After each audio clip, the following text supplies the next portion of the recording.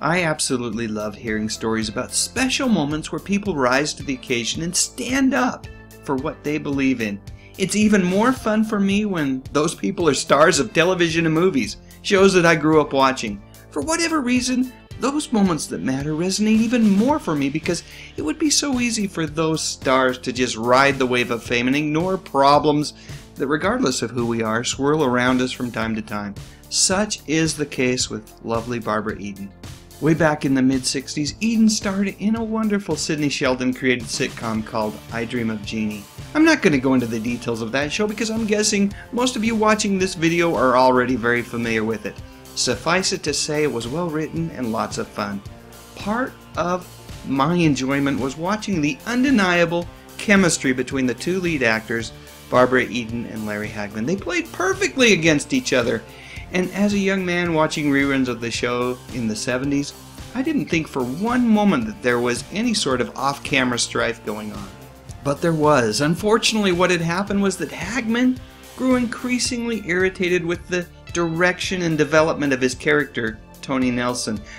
So much so that he was often not the easiest person to work with on set. Couple that with rumors of excessive nightlife and partying on his part, and before you knew it, many of the cast and crew members were starting to suggest that Hagman be replaced by another actor.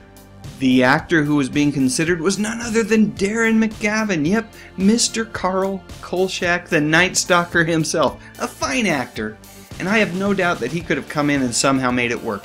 That said, Barbara Eden was having none of that. She was loyal to Hagman.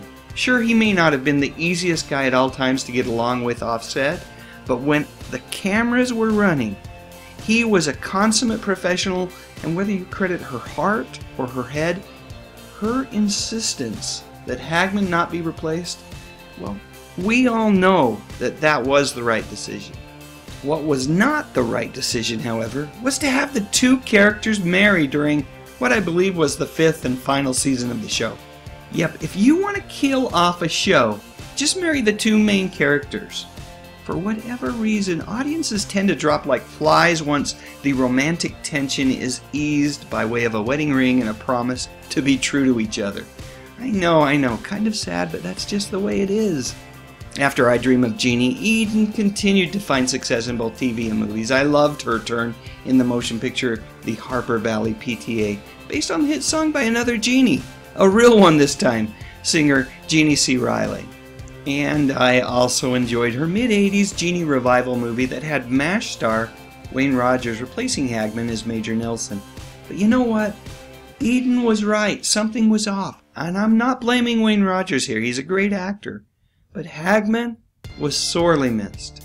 Larry, of course, was doing other things. More specifically, the blockbuster CBS hit drama, Dallas. And during that show's final season, he invited Eden to appear with him. Her turn as Leanne de la Vega is fun to watch because it's clear that these two actors truly enjoyed working with each other. And never was this more evident than when the two got together to promote the release of I Dream of Jeannie on DVD. It wasn't long after that that Hagman was gone. But what remains are memories of a friendship that spanned decades, the seeds of which were planted and then fully bloomed oh so long ago with an act of loyalty on I Dream of Jeannie.